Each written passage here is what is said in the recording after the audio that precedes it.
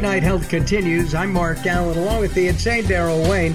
We're going to talk with an old friend. And Daryl, you've known Fred almost as long as I have, so It's been quite a while, yeah. it has been quite a while. Let's, we can all have a nice conversation. Fred Wallin is one of the smartest guys I've ever met in a lot of ways. And maybe not so smart in some other things, but he's really a nice man, and I've always enjoyed Fred. He actually gave me my first job. He and his partner of years ago, Randy Rosenblum. Do you remember that, Fred? Of course. So I was the off. Yes, exactly. Super fan on sports. And actually, before that, I had met Fred. I had interviewed Fred and his mom on a book on cancer. So we've known each other many, many years. We're going to talk. Fred is a well-known sportscaster. He has done everything from major sports to minor sports. He talks about sports. He lives, breathes sports. And as Fred knows, I don't give a rat's behind about sports. But because it's been in the news and COVID, I thought it'd be a good time to get an update to see if major sports is actually protecting players and those in the stands, the fans, from COVID. Fred, what do you think? Of course not. The word greed comes into play. Most, if you're talking pro sports, you're talking ownership groups that only care about one thing, and that's money. So if the answer to your question, are they protecting the players? No. Are they protecting the fans? No. And there's other proof. A couple of days ago in Southern California, in L.A. County, mandated masks in the outdoor stadium with more than 10,000 fans. Okay, I don't know where they came up with that number. 10,000 should have been 9,222 or 7,762 or 1. It should have been 30 or 30. Right, but they came up with 10,000 fine. So the Dodgers have a choice. The Chargers and the Rams here in Southern California have a choice at SoFi Stadium. Are they going under 10,000 fans, or are they going to go to capacity? Mark, you know the answer. They're going to stick to capacity of over 50,000 at SoFi or Dodger Stadium, which means, of course, that 50,000 fans will wear a mask. Now, the bottom line is masks may not work 100% of the time. We know they don't. Maybe they just work 10% of the time. But the point is, the best thing is to keep fans totally apart, and they're not going to do it and keep it under 10,000 or close the whole darn thing down because of the word greed, G-R-E-E-D, because bottom line is all they care about is making bucks. Let me ask you, if you had tickets for the Dodger game tonight, would you go personally? No chance. And again, my wife and I, Sandy, you know Sandy, we stay home most of the time. Again, the surge that has happened through the Delta variant and this other variant now is as bad as it was 12 months ago. And if you remember, 12 months ago, baseball didn't play until August and September. They only played a 60-game season. Now we're in the heart of the season where they've already played three-quarters of the games. We've got 5 weeks, 6 weeks left. Would they cancel the rest of the season? That's what they should do, but they won't. And the bottom line is, even if the state of California ordered no more than 5,000 fans or whatever at Dodger Stadium, and in the NFL in California, the same thing with the Rams and the Chargers, if in other states they don't pass the same rules, then we can't win anyways, because in other states, certainly just as contaminated as the state of California. So, I mean, Florida's not going to do it because of DeSantis. So the bottom line is we've had a major mess here, and I love sports, as you mentioned, since the age of 5. But human life is a little bit more valuable than that, Mark. It really is. Well, what should they do? Should they just cancel all the games? I mean, I was appalled that they held the Olympics, and that turned out to be a disaster. Well, we don't even know what kind of a disaster, Mark. First of all, nobody watched because a lot of us didn't want it to be played in the first place, and nobody and I mean this in all sincerity, nobody has followed the Olympics closer than I have since the age of 8. Okay, my mother and dad actually built a high jump pit for me in our backyard in Culver City, because that's how much I got into the Olympics and Olympic trials and things like that years ago. Okay, so the point is, of course, they shouldn't have held the Olympics, but we don't know, because how long does it take to trace how many cases in Japan are we now going to see, or traces around the world? It's going to take, they say, a month or so. So we're still 2 to 3 weeks away from finding out how many deaths this Olympic Games may have caused. So I agree with you 100%. And again, it's almost like we're living in a bizarre world. If anybody ever used to watch Seinfeld, we're living in a world now where greed, money takes over, and human life means nothing, apparently. And, you know, Mark, you're on Facebook, I'm on Facebook. People keep saying the following: well, 99.7% of the people survive. Mark, almost 700,000 have died in this country, a couple billion around the world, and they use that 99.7 nonsense as a reason not to get vaccinated or not to wear a mask. I need to ask Daryl a question, and that is, Daryl, you care about sports about as much as I do. I've been a fan on and off at various times. But do you think that that sports should be stopped right now? Yes. Yeah. Fred, what's your take? Is stop it? I mean, I know it's your livelihood, but well, again, you know, I do Sports Overnight America every weekend, and honestly, we talk more about sports and the pandemic than we talk about sports. We really do, and because it has to be talked about, and nobody else is doing so.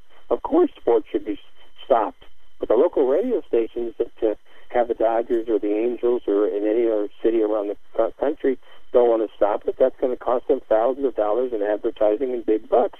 So they don't want to stop it. The owner group don't want to stop it. And right here, you've got the three of us voting 3-0 to stop it, but we don't have a vote. And the point is, you know, players have come down with it, and you know, and people on Facebook say, well, no player has died. Well, they're in great shape. I'm not. I don't know about you two, but I'm not. The average person is not.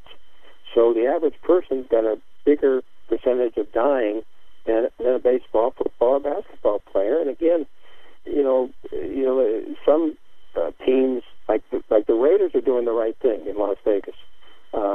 Davis has indicated that you cannot come to a Raiders game unless you show proof of vaccination.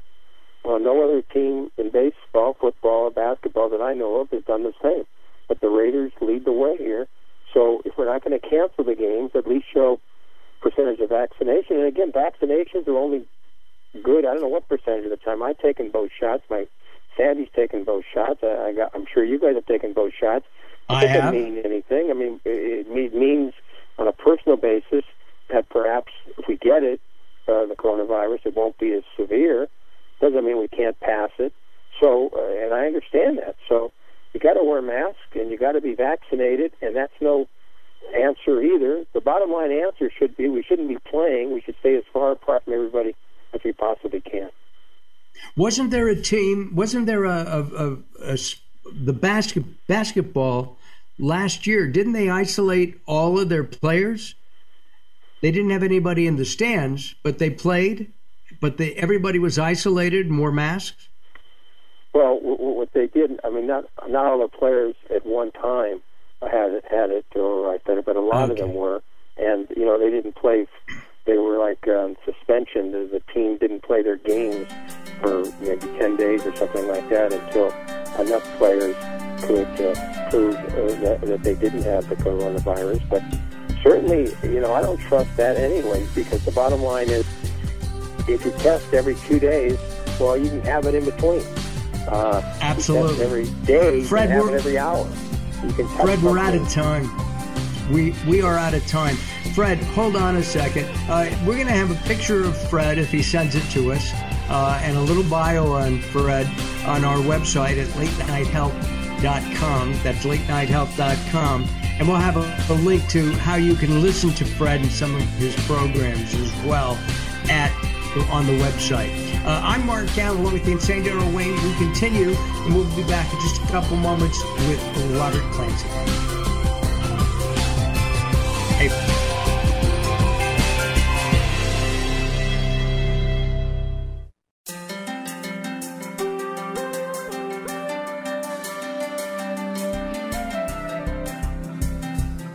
Late Night Health is proud of our partnership with the EBC, the Evolutionary Business Council.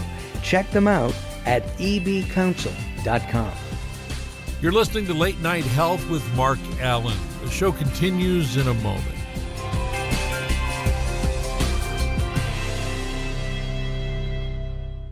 Recently, I met Jacqueline from Bright here in Los Angeles. She gave me a hearing exam and then showed me how to hear again with the new Signia Pure Series hearing aids, and she can give you your life back too. I hear birds chirping, birds cooing, and even my wife. They easily connect to my smartphone. The Signia hearing aids are amazing, and with the charge and go, I don't have to fiddle with batteries and hear all day long. Not hearing is frustrating for you and your family. I know you don't have a problem, but trust me, call Bright Here now for a free hearing exam, a $125 value, yours free, just for making an appointment now. There are offices throughout the Los Angeles area. Call Bright Here now at 323-424-7100. That's 323-424-7100 for a free hearing exam. There's no obligation. Call now, 323-424-7100, or visit them on the web at brighthere.com. If you're listening to Late Night Health right now, you're part of the growing target of baby boomers we're serving. Hi, I'm Daryl Wayne, producer of Late Night Health, inviting you to join the Late Night Health family. If you have any business targeting the growing boomer market, Late Night Health is the ideal advertising vehicle for you. From vitamins to insurance, alternative health to Western-style medicine, Late Night Health caters to the growing population of those over 40 years old. This vibrant demographic has expendable income to fight aging, purchase travel, take care of aging parents, or just have fun. Find out about the advertising opportunities with Late Night Health. Call us at 805-391-0308. That's 805-391-0308, or email us at info@latenighthealth.com. That's info@latenighthealth.com. Join Late Night Health as we empower people to take charge of their own health care. Call now at 805-391-0308. That's 805-391-0308. Welcome to Guide to the Soul. This is Robert Clancy. Hope is one of those words that has no synonyms. It just simply is, and it's something that you'll have in your life as long as you want it. You can only lose hope when you choose to let go of it. So why let go? Each day of your life is a blank canvas, and you will always have a choice on how you paint it. It takes courage to take a journey of hope, but it's up to you to take that first step. And it's always accomplished by taking one step at a time. Hope is the greatest beacon you have to help you find your way out of the shadows of darkness, back to the light of a new day. For more inspiration from Robert Clancy, visit guidetothesoul.com or go to the Moments with Robert page on latenighthealth.com.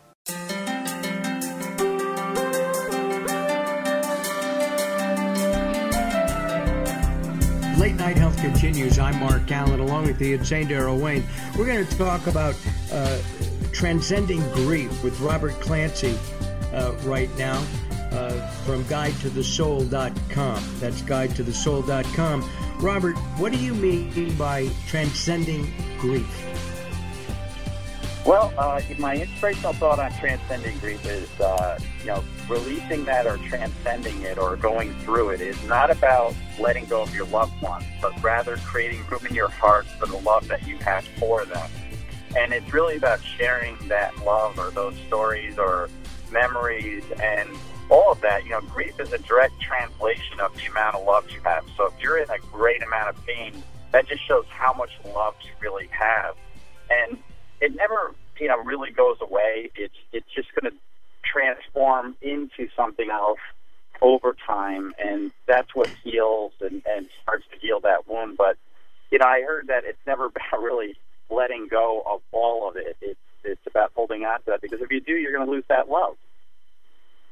And they say that time heals. Is that true? You know, and it is a good component of healing, and, you know, time does help. And, you know, obviously physical wounds, it takes time for them to heal. And that's really one of the components of going through it. And, you know, there's the initial shock if you lose somebody suddenly, and then there's the, you know, long-term after effect of that person not being there. But, you know, somebody asked me a question the other day on an interview, and they asked, you know, do you think that people, when they go to the other side or in heaven, can they communicate with you? And she said something about she found a pile of pennies in her car that she thought she had a hole in her pocket. It was the day that her father passed away.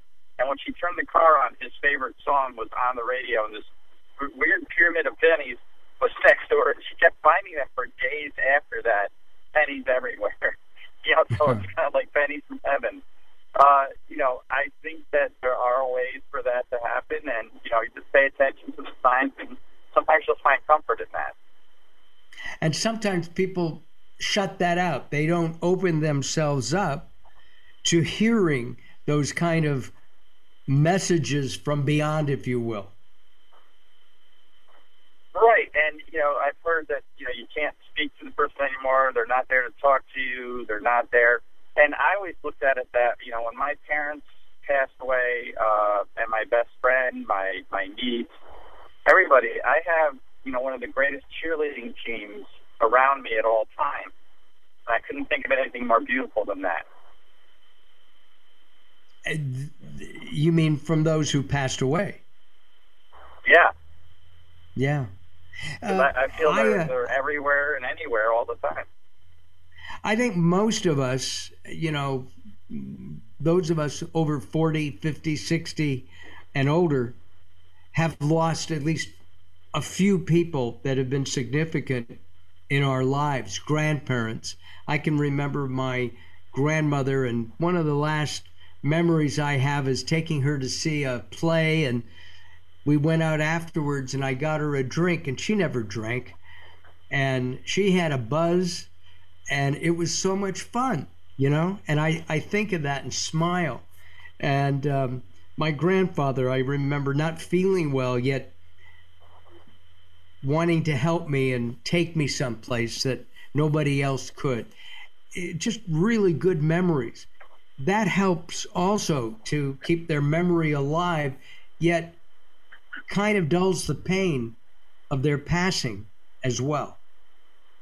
Right, and that's really, you know, one of the key things. It's not necessarily dulling the pain, but it's transcending it into something else. And when you think fondly on these stories, they're bringing a smile to your face. They're bringing a smile to your heart. And sharing those stories with other people. You know, now I can think of really funny stories about my father and share them with other people. And he's still with me because of all those memories and all those things that he instilled in me, and all the funny moments we had and everything, all the challenges we went through. All of those things are there as part of life. I made a mistake in looking at your notes. I wrote down overcoming grief, and you told me it was transcending grief. What's the difference? Transcending is living with it. It's sort of passing through it and going rather than overcoming. For me, overcoming sounds like there's something in your way and it shouldn't be there, and you need to conquer that. Grief is not something that's in your way. It's part of you. And as I said, it's that love. It's a direct translation of love. So you're not going to overcome love. You're going to transcend what that grief is into more of what it actually is, and it is love.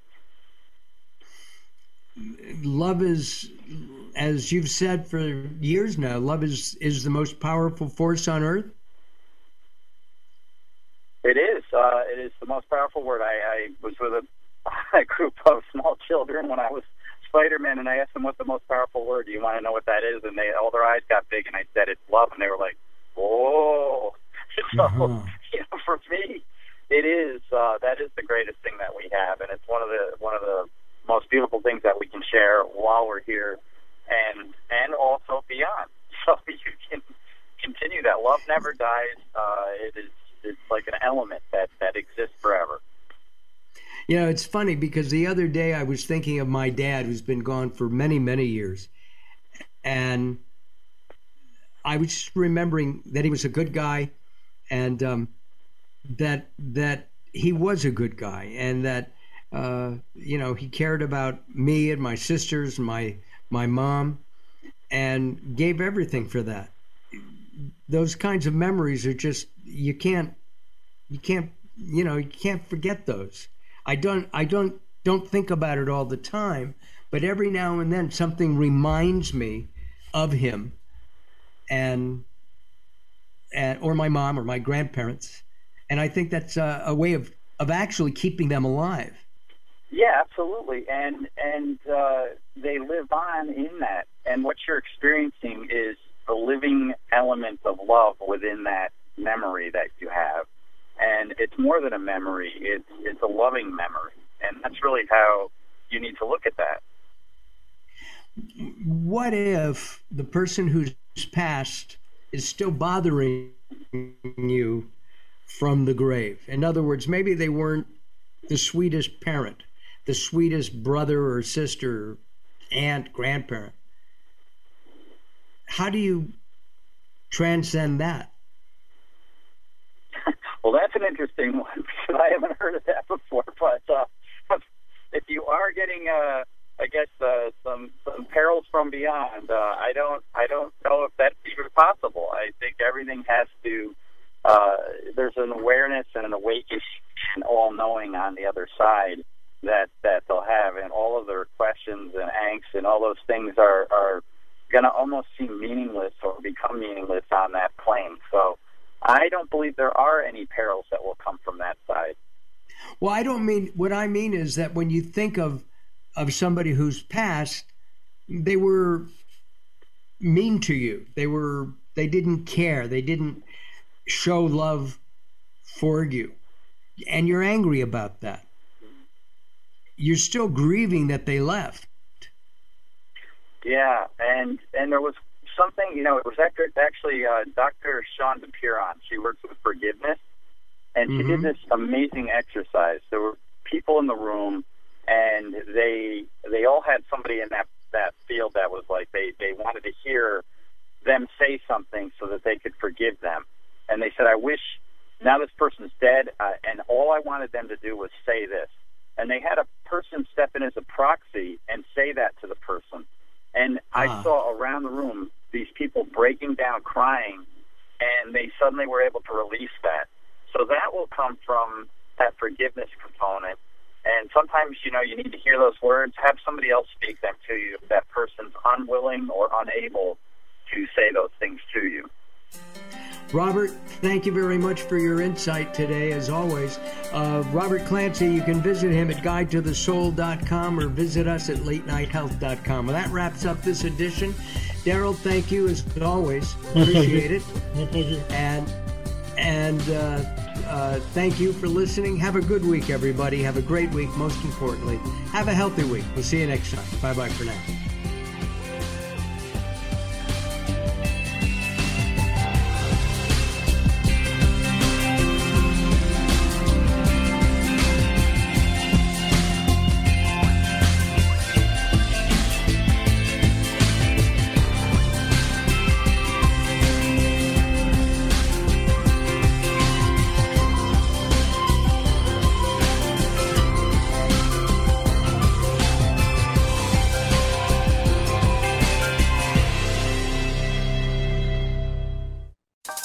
Sometimes it's not what you say, it's how you say it. Words are a critical aspect of success. How you get your point across is a crucial part of what makes anything sell. So do it right and hire a writer. Whether it's articles, blog posts, technical writings, website content, product descriptions, or ghostwriting anything from a novel to a nonfiction book about your navel, contact Servet Hassan. If you want it to sell, write it right. Email Servet at servet@servethassan.com.